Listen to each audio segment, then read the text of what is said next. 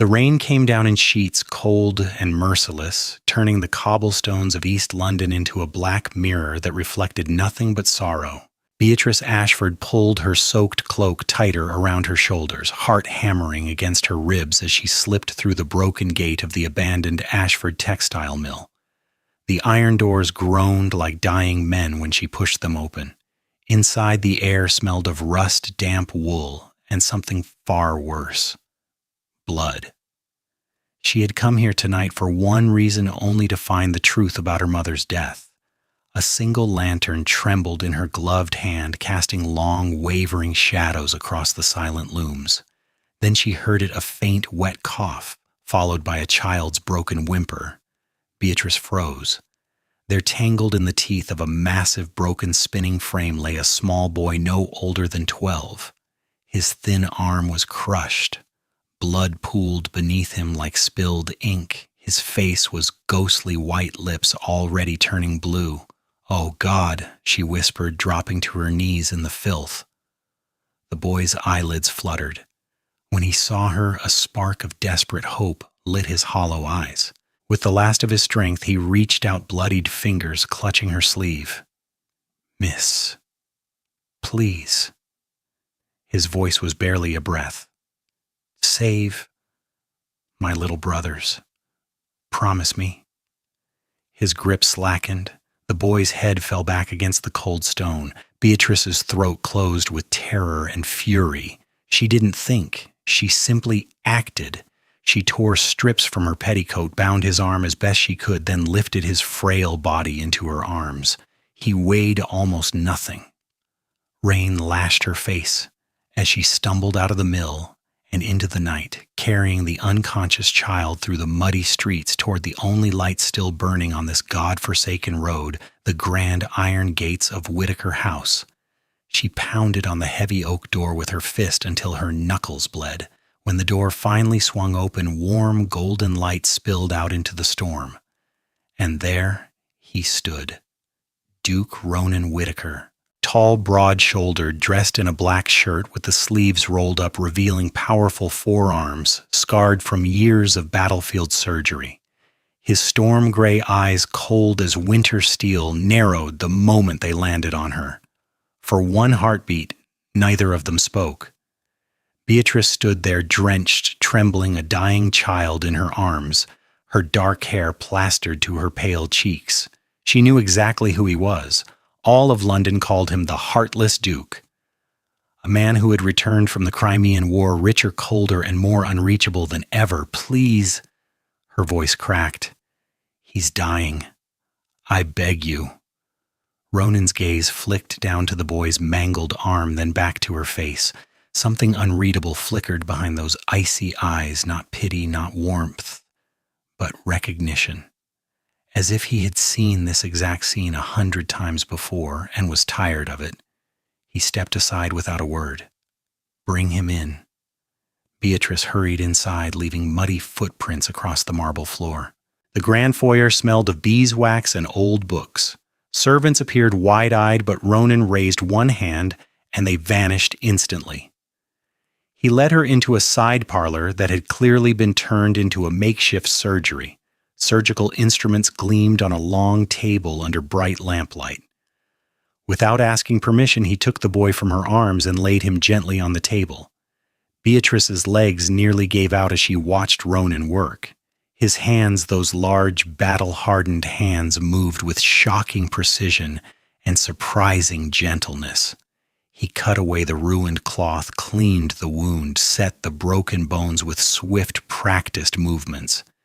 Minutes stretched into an eternity. The only sounds were the crackle of the fire and the boy's shallow, ragged breathing. Finally, Ronan straightened. He wiped his hands on a clean towel, then looked at Beatrice for the first time since she had crossed his threshold. "He will live," he said quietly. His voice was deep, rough, like gravel under boots. "But he's lost a lot of blood. He needs rest, and someone to watch over him tonight."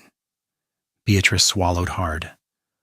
Relief flooded her so strongly her eyes stung with tears. "Thank you, Your Grace. I don't know how to repay." Ronan cut her off with a single raised brow. "What is your name, Beatrice Ashford?" A shadow crossed his face at the mention of her family name, but it was gone before she could be sure. He studied her for a long moment, soaked, trembling eyes still bright with fear and determination. Then he spoke the words that would change everything. "I will save the boy, Miss Ashford, but there is a condition." Beatrice's stomach tightened. "You will remain here in this house as his temporary guardian until he is strong enough to leave. You will not leave his side. You will answer for him and for yourself." Her lips parted in shock. "Stay here in the home of the Heartless Duke." She wanted to refuse. Every instinct screamed that this was dangerous, improper, insane. Yet when she glanced at the small bandaged figure on the table, the boy whose last words had been a plea to save his brothers, something deeper than fear stirred inside her chest. A promise. A silent, unbreakable promise. Beatrice lifted her chin, meeting those cold gray eyes without flinching. "Very well, Your Grace," she whispered, voice steady despite the tremor in her hands. "I will stay."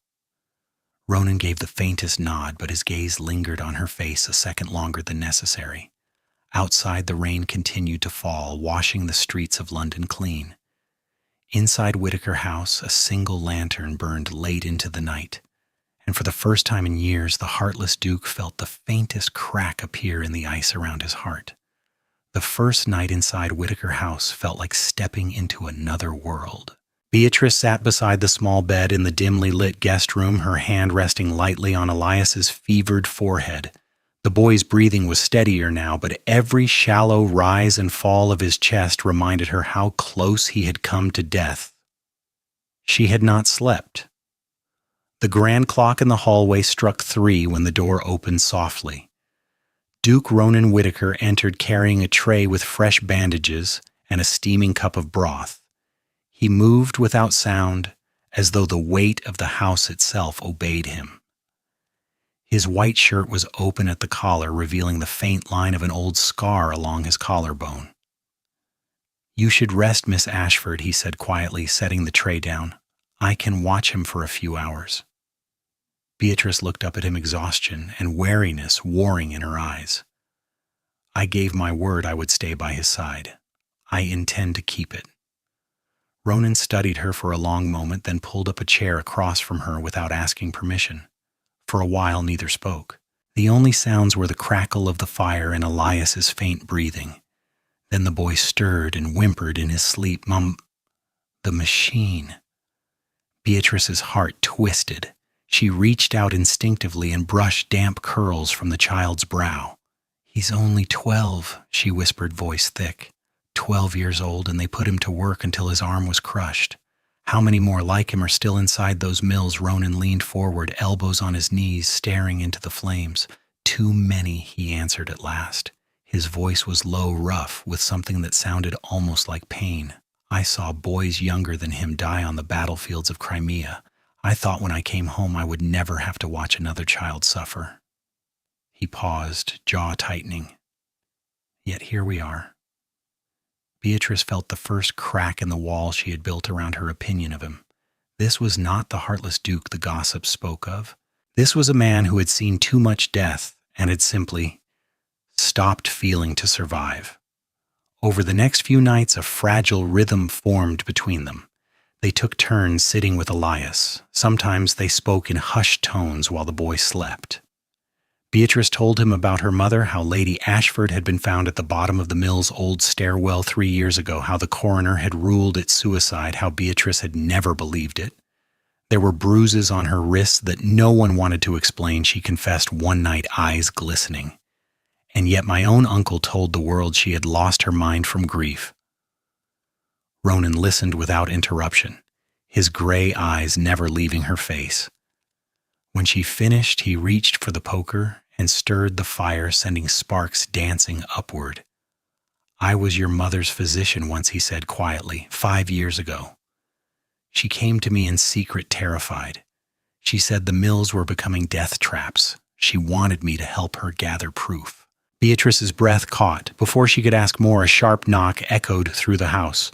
Moments later, the butler announced a visitor. Lord Edmund Ashford strode into the parlor like a storm cloud, his expensive coat still spotted with rain. His eyes, the same dark shade as Beatrice's, narrowed the instant they landed on her. "Beatrice," he said sharply, ignoring Ronan completely, "what in God's name do you think you are doing staying under this man's roof alone? Have you lost every shred of decency your mother tried to teach you?" Beatrice rose slowly, spine straight, despite the exhaustion weighing on her bones. "Elias would have died if I had not brought him here, uncle. The Duke saved his life."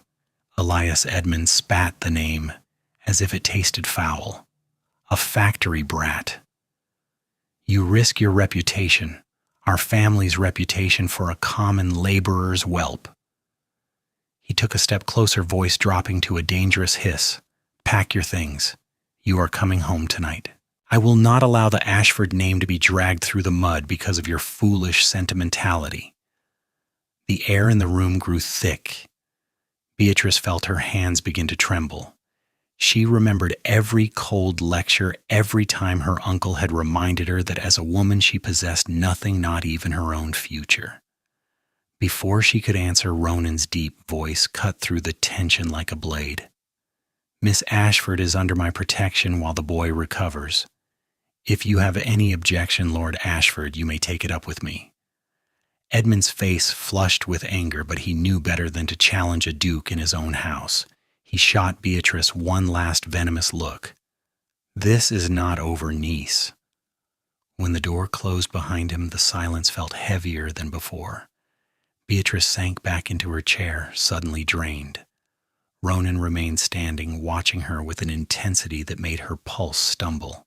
Later that night, after Edmund had gone and Elias slept peacefully, Beatrice slipped into the small library adjacent to the sick room, searching for a book to quiet her racing mind. As she reached for a volume on the top shelf, a folded letter slipped from between the pages and fluttered to the floor. She picked it up with trembling fingers. The handwriting was unmistakably her mother's. The date was 2 weeks before her death, and it was addressed to Ronan Whitaker. Beatrice's heart pounded as she opened the fragile paper. "My dear Dr. Whitaker, if anything should happen to me, please know the accidents at the mill are no accident at all. They are cutting every safety measure to increase profit. I have proof, but I'm being watched. Protect the children if I cannot. Yours in desperate hope."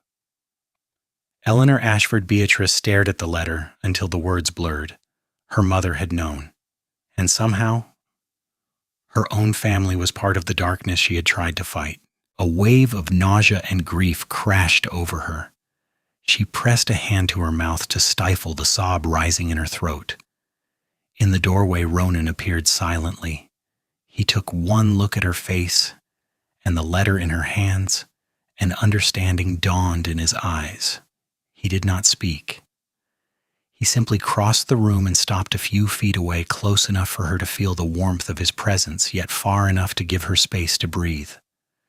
Beatrice looked up at him through tear-filled eyes, and in that quiet, candle-lit moment, the shadows of the past began to stir, threatening to swallow them both. The candle had burned low when Elias finally opened his eyes. Beatrice leaned forward, instantly her heart leaping. The boy blinked slowly, confusion clouding his young face as he took in the soft blankets and the warm room. "Miss," his voice was hoarse, barely more than a whisper. "You're safe now, Elias," she said, gently taking his small hand. "You're in Whitaker House." "The Duke saved your arm." Elias turned his head. Ronan stood near the window, arms crossed, watching silently. The boy's eyes widened with a mixture of fear and awe. For a long moment, no one spoke. Then Elias swallowed hard and began to talk. His words came slowly at first, then faster, as if the memories were poison he needed to spit out. "The machines. They're too old. The belts snap without warning. Last month, little Tommy got his hand caught. They didn't even stop the line. He screamed until he couldn't scream anymore." Elias's fingers tightened around Beatrice's. "They make us work 16 hours, sometimes longer. If you fall asleep, they beat you. My brother Jamie, he's only 9. He coughs blood every night from the dust. Tears slipped down Beatrice's cheeks before she could stop them. Ronan stepped closer, his face unreadable, but his hands clenched at his sides. "We're going to change that," he said quietly. "Miss Ashford and we're going to gather proof, enough to force the owners to make the mills safe." Elias looked between them, a fragile spark of hope in his tired eyes. "You promise, we promise." Beatrice whispered, even as dread coiled in her stomach. In the days that followed, they worked in secret. Ronan rode out at night to speak with other doctors and former workers. Beatrice slipped away during the day to meet frightened mothers in the alleys behind the mills, collecting signed statements and hidden drawings of broken machinery. Every new piece of evidence felt like a dagger aimed at her own family name. One rainy afternoon while Ronan was out, Lord Edmund Ashford returned. This time he was not alone. Two grim-faced mill owners stood behind him like shadows. Beatrice Edmund said coldly, stepping into the parlor without invitation, "I have warned you once. Now I hear you and that traitor Duke are plotting against your own blood." Beatrice rose from her chair, spine straight. "I am plotting for the lives of children, uncle. Children who are dying because of greed." One of the owners laughed bitterly. "Greed? The Ashford mills have made your family rich for 3 generations, and now you turn on us." Edmund's eyes narrowed. "Whitaker is no hero. He is a betrayer of his own class, spreading lies about honest businessmen. If you continue this madness, I will make sure every drawing room in London knows you have thrown away your virtue and your future." Beatrice felt the words like a slap. Her cheeks burned, but she did not look away. When the men finally left, she stood alone in the parlor, shaking. That night, doubt crept in like fog. She found Ronan in his study, poring over documents by lamplight.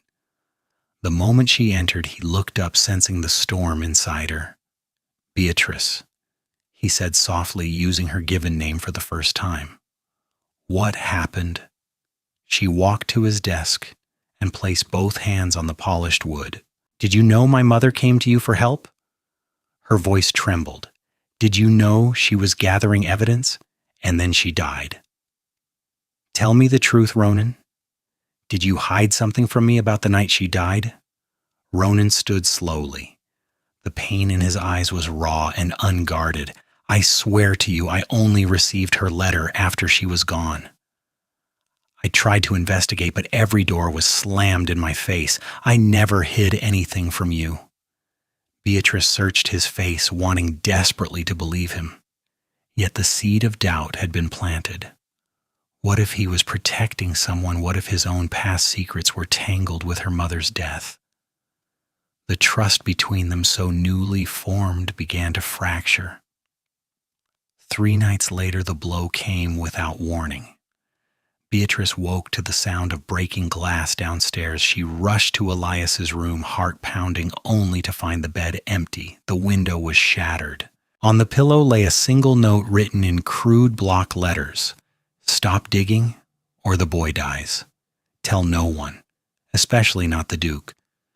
Beatrice's knees buckled. She clutched the note to her chest as a sob tore from her throat.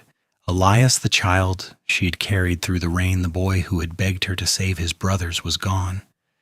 And in that terrible moment, everything she thought she knew about Justice family and the man sleeping down the hall shattered into pieces.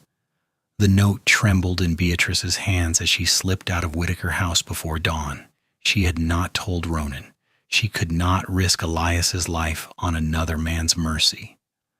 The streets of the East End were still dark and slick with last night's rain when she reached the filthy alleys beside the Thames. Fog clung to the rotting warehouses like a shroud. Every shadow seemed to breathe.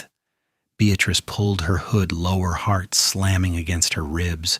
She followed the crude directions on the ransom note until she stood before a derelict warehouse, its broken windows staring like empty eyes. She had barely taken 3 steps inside when rough hands seized her from behind. A man's sour breath scraped against her ear. "You should have brought the Duke's money, Missy." Terror flooded her veins. She struggled wildly, but another man grabbed her arms, twisting them behind her back. Pain shot through her shoulders. "Please," she gasped, "just let the boy go." A knife glinted in the dim light. Then a gunshot cracked through the warehouse like thunder. The man holding her cried out and fell. Beatrice spun around just as Ronan emerged from the shadows, pistol still raised, rain dripping from his coat. His eyes burned with something fierce and raw. He fired again. The second attacker dropped his knife and fled into the darkness. Ronan crossed the distance in 3 strides and pulled her hard against his chest. His arms locked around her, one hand cradling the back of her head. "I followed you," he said hoarsely, voice rough with emotion. "God help me, Beatrice. I've been watching over you every night since you brought that boy to my door. I couldn't let you face this alone." She clung to him, trembling, the scent of wet wool and sandalwood filling her senses. For the first time, she let herself feel safe in his arms.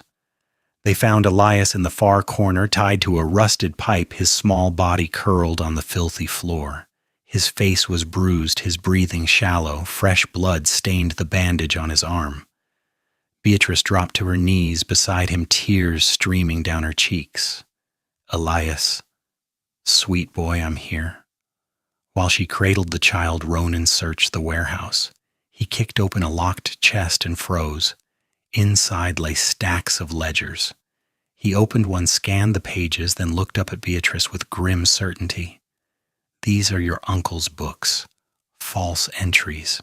He ordered the safety mechanisms removed from the machines to cut costs. Every accident, every death was deliberate. His voice dropped lower. "Including your mother's."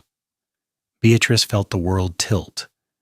She stared at the open ledger until the numbers blurred. Her own uncle had silenced her mother.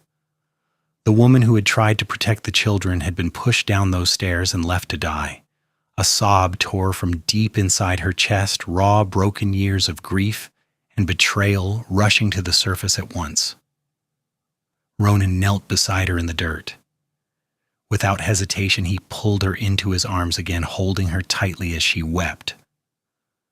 "I failed a boy once," he whispered against her hair, his voice cracking for the first time. In Crimea, he was no older than Elias. Same wide eyes, same trust. I couldn't save him. After that, I swore I would never let myself care again. But you carried that child through the rain and straight into my frozen heart. I've been fighting it every single day." Beatrice lifted her tear-streaked face to his. Their foreheads touched. Rain dripped from the broken roof above them like silent tears from heaven. In that abandoned warehouse surrounded by darkness and truth, something fragile and powerful bloomed between them. Together they carried Elias out into the gray morning light. Ronan's strong arms bore the boy while Beatrice kept one hand pressed gently to the child's chest, feeling every weak heartbeat. By the time they reached Whitaker House, Elias's condition had worsened. Mrs. Harriet Lang and the household staff sprang into action, but the boy's fever burned dangerously high. Beatrice stood at the bedside watching Ronan work to save the child once more. Exhaustion and fear etched deep lines on his face, yet his hands never faltered. When the immediate danger passed and Elias finally slipped into a restless sleep, Beatrice turned to Ronan. Her voice was quiet but steady, forged in fire. "Tomorrow is the public hearing. I will stand before them all. I will testify against my uncle. I will lay everything bare, the ledgers, my mother's letter, every lie." She drew a shaky breath. "I may lose my home. I may lose my name. But I will not lose my soul." Ronan reached out and gently brushed a strand of hair from her cheek. His thumb lingered warm against her skin. "Then I will stand beside you," he said simply, "no matter what comes." Outside, the Thames flowed on, indifferent to human pain. Inside the quiet room, Beatrice looked at the sleeping boy, then back at the man who had followed her into hell. For the first time in her life, she was no longer afraid of what tomorrow would cost her. She was ready to burn it all down. For the children, for her mother, and for the fragile, beautiful thing growing between her and the Heartless Duke. The great hall of the House of Lords was hushed as Beatrice Ashford rose to her feet. Her hands trembled at her sides, but she lifted her chin and looked straight at the assembled peers and reporters. The weight of every gaze pressed down on her like winter stone. She drew in a slow, unsteady breath. "I stand before you today not as an Ashford heiress," she began, her voice soft at first, then growing stronger with every word, "but as a witness to the suffering of children who have no voice. My mother, Eleanor Ashford, tried to speak for them, and she was silenced forever. The room seemed to hold its breath. Beatrice spoke of the broken machines, the endless hours, the small bodies crushed and coughing blood. She read passages from her mother's letter, her voice cracking only once when she reached the final line. She told them about Elias, the boy she had carried through the rain, and the dozens of others still trapped inside the mills. Lord Edmund Ashford shot to his feet, face purple with rage. "This is slander," he bellowed. "My niece has been seduced by a radical duke and has lost all sense of loyalty and decency. She would destroy her own family name for the sake of gutter children." A murmur rippled through the crowd. Some nodded in agreement. Others looked away uncomfortable. Beatrice felt her knees weaken. The old fear rose, fear of losing everything, of becoming the ruined woman society loved to punish. Then Ronan stood. He walked to her side with calm, measured steps, his tall frame commanding the entire hall without effort. His gray eyes swept over the assembly before settling on Edmund with quiet steel. "Lord Ashford is wrong," he said, his deep voice carrying to every corner. "Miss Beatrice Ashford has shown more courage and honor than any person in this room. And because of that courage, I intend to marry her." A collective gasp swept the hall. Ronan continued, never raising his voice, yet every word rang clear. "I will use every pound of my fortune and every ounce of my influence to transform the Ashford mills into safe, humane workplaces.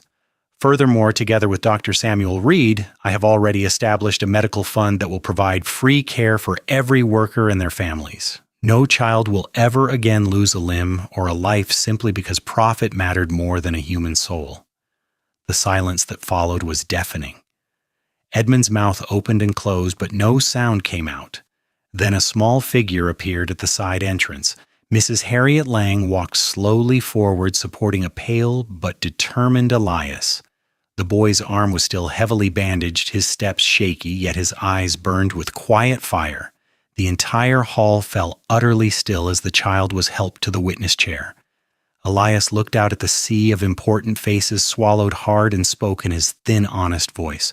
"My name is Elias Thorne. I'm 12. I worked in the Ashford mill.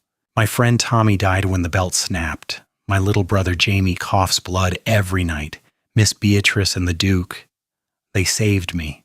Please, don't let them hurt any more children." His simple words hung in the air like sacred smoke. For one long moment no one moved. Then applause began, slow at first, then thunderous, rolling through the great hall like a wave of long overdue justice. Edmund Ashford was led away in stunned silence. By the end of the day, he had been stripped of his inheritance and placed under formal investigation. Justice at last had found its voice. 1 year later, the gardens of Whitaker House bloomed with late summer roses and soft white lilacs. No grand society wedding had been planned. Only a simple ceremony beneath an ancient oak tree with close friends, a few loyal servants, and a cluster of wide-eyed children. Beatrice stood in a modest ivory gown, her dark hair woven with tiny white flowers.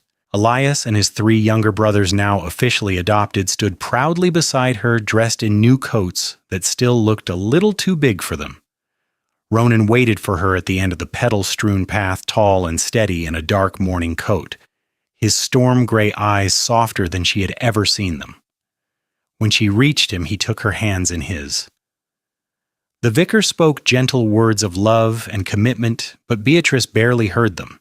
She was lost in the warmth of Ronan's gaze. After the vows were sealed and the small gathering cheered, she leaned close to her husband and whispered against his ear the words that had started it all. "We will save many more," she said softly, echoing the silent promise Elias had once breathed in the rain. Together. Ronan's arms came around her. He pressed a tender kiss to her forehead, lingering there, as if sealing a vow deeper than any spoken in church.